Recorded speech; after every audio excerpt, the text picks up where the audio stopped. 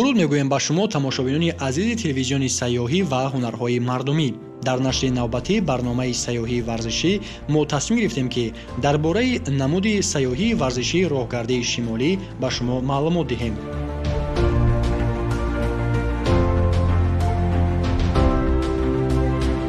роҳгардии шимолӣ як намуди фаъолнокии ҷисмонӣ тавассути роҳгардӣ мебошад ки дар он шахс барои зиёд кардани сарбории ҷисмонӣ асоҳои махсусро монанд ба асоҳои лижаронӣ истифода мебарад. ҳамчун яке аз намудҳои сайёҳии варзишӣ, роҳгардии шимолӣ барои шахсони фаъол ки мехоҳанд машқҳои ҷисмониро бо имкониятҳои омӯхтани ҷойҳои нав якҷоя намоянд хеле муносиб аст.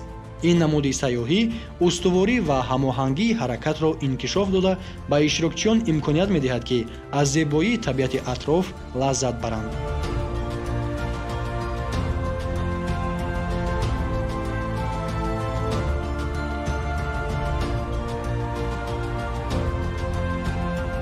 яке аз хусусиятҳои асосии роҳгардии шимолӣ пайванди наздики он бо табиат аст.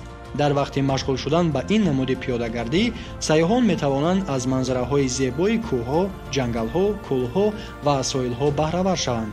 роҳгардӣ дар ҳавои тоза, дар якҷоягӣ бо сарбории ҷисмонии мӯътадил ба беҳбудии саломатӣ, коҳиши стресс ва баландшавии рӯҳия мусоидат мекунад.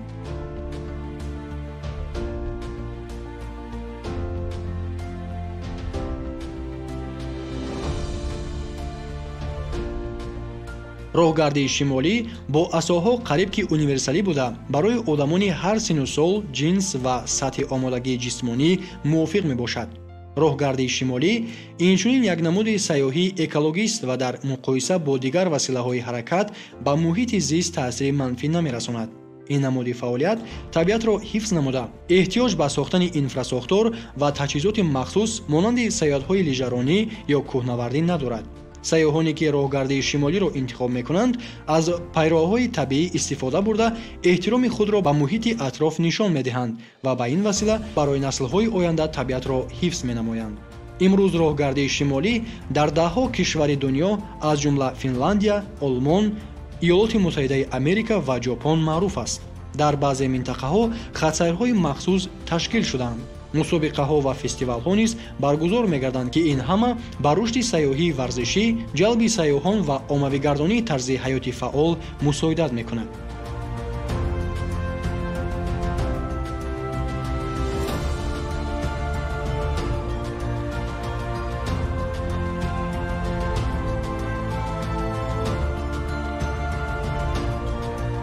тоҷикистон низ дар ин раванд дорои пешравиҳои назаррас аст. федератсияи варзиши сайёҳии тоҷикистон дар ҳамкорӣ бо муассисаи давлатии телевизиони сайёҳӣ ва ҳунарҳои мардумӣ, кумитаи кор бо ҷавонон ва варзиши назди ҳукумати ҷумҳурии тоҷикистон, кумитаи таҳсилоти ибтидоӣ ва миёнаи касбӣ ва донишгоҳи байналмилалии сайёҳӣ ва соҳибкории тоҷикистон лоиҳаи нахустини барнома мусобиқаи телевизионии роҳгардии шимолиро миёни донишҷӯёни коллеҷҳои ҷумҳурӣ ташкил намуданд. ин лоиҳа соли 2024 оғоз ёфта то моҳи марти соли 2025 идома хоҳад ёфт. ҷамъбасти барнома мусобиқаи телевизионӣ аз рӯи намуди роҳгардии шимолӣ ба таҷлили рӯзи байналмилалии Наврӯз рост меояд ки ба ин чорабинӣ рамзи хос мебахшад. ин лоиҳа на танҳо саломатии ҷавононро беҳтару устувор мегардонад, балки ба оммавигардонии роҳгардии шимолӣ ҳамчун унсури муҳими сайёҳии варзишӣ дар Тоҷикистон мусоидат менамояд. роҳгардии шимолӣ ҳамчун як намуди сайёҳии варзишӣ дорои дурнамои васеъ мебошад. он фаъолиятҳои ҷисмониро бо омӯзиши ҷойҳои нав ва ғамхорӣ ба муҳити атроф муттаҳид мекунад.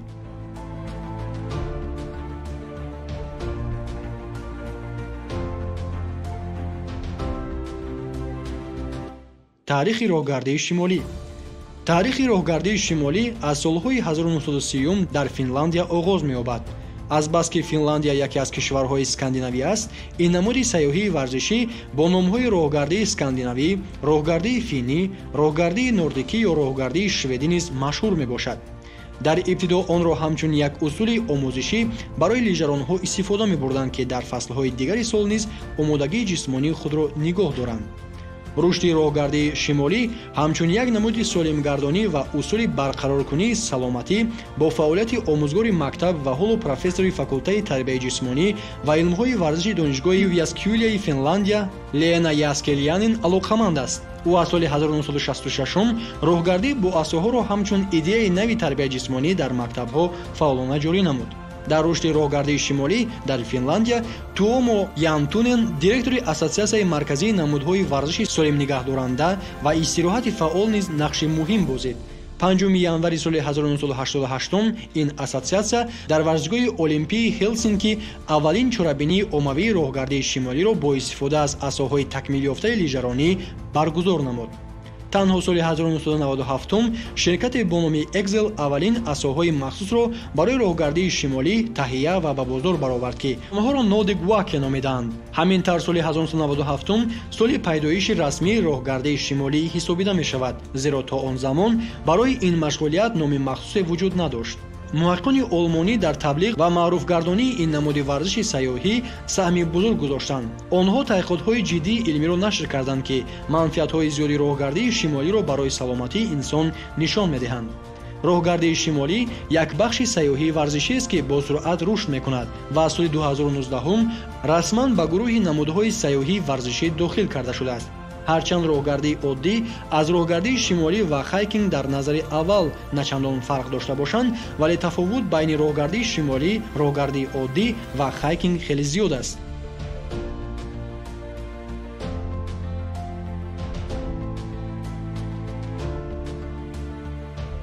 роҳгардии шимолӣ истифодаи асоҳои махсусро талаб мекунад, ки боиси фаъол шудани қисми болоии бадан мегардад. техникаи он ба ҳамоҳангии дурусти ҳаракатҳои дасту пой асос ёфтааст, ки онро аз роҳгардии оддӣ мураккабтар месозад. асоҳо барои мукаммалсозии ҳаракат истифода мешаванд, ки сарбории мушакҳои даст, китф ва пуштро зиёд мекунанд.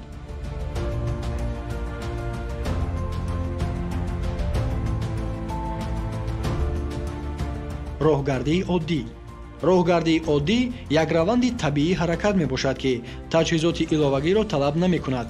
дар роҳгардии оддӣ сарбории асосӣ ба пойҳо меафтад, дар ҳоле ки дастҳо ва қисми болои бадан қариб ки ғайрифаъол мемонад.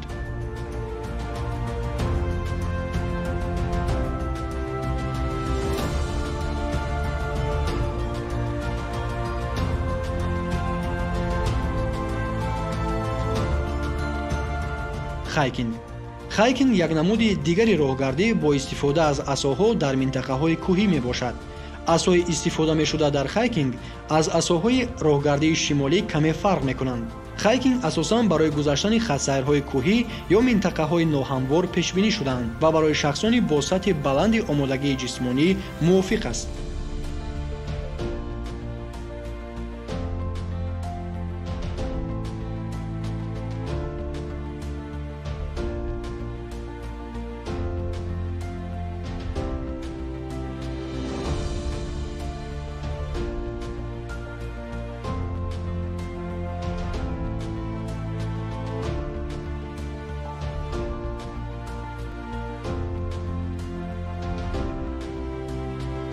таъсири роҳгардии шимолӣ ба саломатӣ. роҳгардии шимолӣ як тамрини олӣ барои тақвияти мушакҳо, пушт ва китфҳо мебошад. ҳангоми роҳгардӣ бо асоҳо то 90% мушакҳои бадан фаъол мешаванд, ки ин фоидаи онро нисбат ба роҳгардии оддӣ дучанд месозад.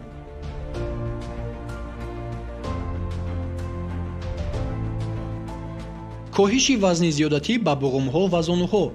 асодастҳо вазни баданро ҳангоми роҳгардӣ тақсим мекунанд, ки ин таъсири манфиро ба зонуҳо, пошнаҳо ва буғумҳои он коҳиш медиҳад. барои шахсоне ки аз бемориҳои буғум ё пошнагӯшт азият мекашанд, ин машқ мувофиқ аст.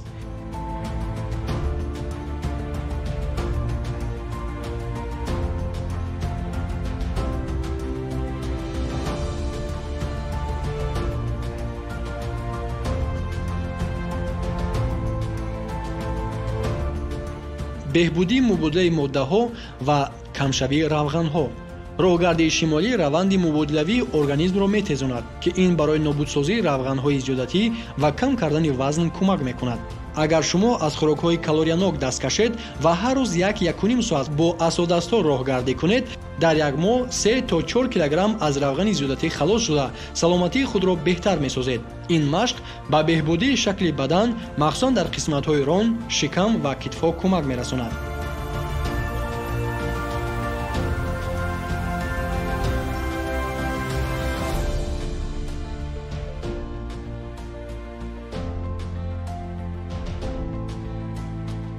тахвияти кори дилу рагҳо. ин навъи роҳгардӣ боиси зиёд шудани суръати дили инсон то 15 маротиб дар як дақиқа мегардад, ки барои устувории кори дил ва рагҳо фоидабахш аст.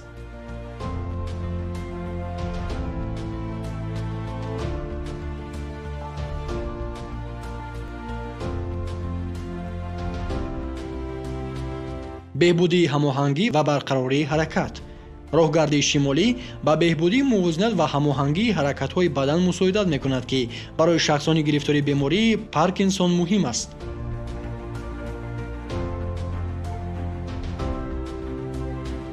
беҳбудии ҳолати ҷисмонии бадан.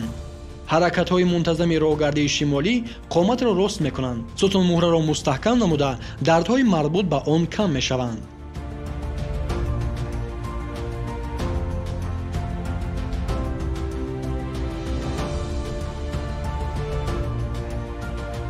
тақвияти системаи масуният. роҳгардии ҳаррӯза дар ҳавои тоза новбаста аз фасли сол барои тақвияти масуният ва мутобиқшавии организм ба муҳити атроф кӯмак мекунад.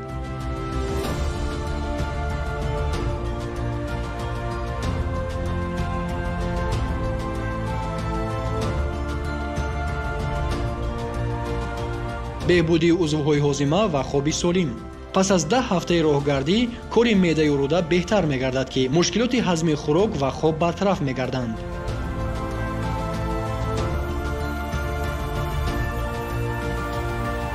роҳгардии шимолӣ дар табобат.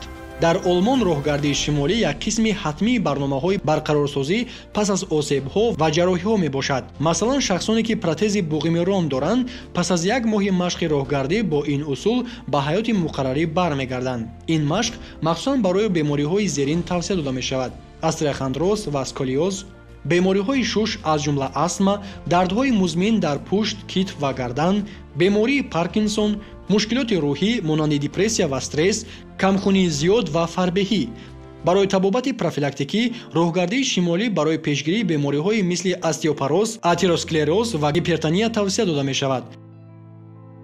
қоидаҳои ҳаракати роҳгардии шимолӣ. хӯрокро 1-1.5 соат пеш аз роҳгардӣ истеъмол кунед. тамринро ҳамеша бо гармкунии бадан оғоз намоед. суръат, давомнокӣ ва шиддати роҳгардиро тадриҷан зиёд созед. барои шахсоне ки нав бо роҳгардии шимолӣ ошно шуданд, 30 дақиқаи роҳгардӣ 2-3 маротиба дар як ҳафта кофӣ аст. баъд аз чанд ҳафта шумо метавонед вақти роҳгардиро то 1 соат зиёд кунед.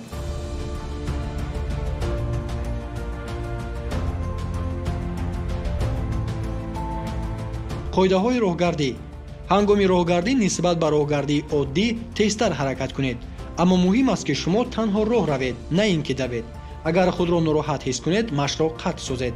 маслан, дар ҳолати пайдо шудани дарди шикам, нафасгирӣ ё зиёд шудани суръати нафаскашӣ бояд боз истед.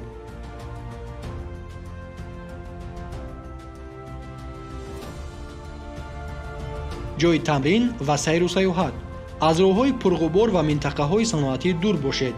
ҷойҳои тоза ва оромро барои роҳгардии худ интихоб кунед. нӯшидан. ба реҷаи обнӯшӣ аҳамият диҳед, махсусан дар фасли гармо. оби тозаи бегазро дар вақти эҳсоси ташнагӣ бо ҷуръаҳои хурд бинӯшед. таҷҳизот. пӯшидани либосҳои бароҳат ва истифодаи пойафзоли устувор муҳим аст. кросовкаҳо бо тагчарми пурдошт беҳтарин интихоб барои роҳгардӣ мебошанд. асоҳои роҳгардии шимолӣ. ҳангоми роҳгардӣ кунҷи каҷшавии буғуми оринҷ ҳангоми нигоҳ доштани дастакҳои асо дар мавқеи амудӣ бояд тақрибан 90 дараҷа бошад. ҳангоми роҳ рафтан нафасро тавассути бинӣ гиред ва тавассути даҳон хориҷ кунед. 2 қадамро барои нафаскашӣ ва 3 қадамро барои нафасбарорӣ истифода баред.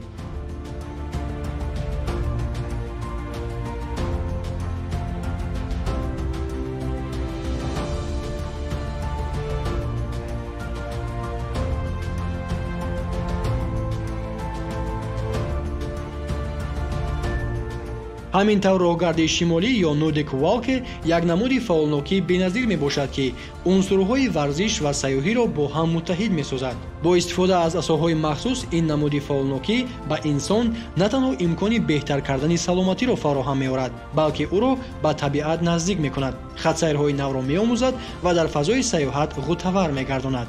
аз ин рӯ роҳгарди шимолӣ на танҳо як намуди варзиш ё истироҳати фаъол аст. бо дар назардошти универсалӣ будан ва манфиатҳои зиёд барои саломатӣ, ин намуди фаъолият дорои потенсиали бузургест барои рушд ҳамчун як самти мустақили сайёҳии варзишӣ.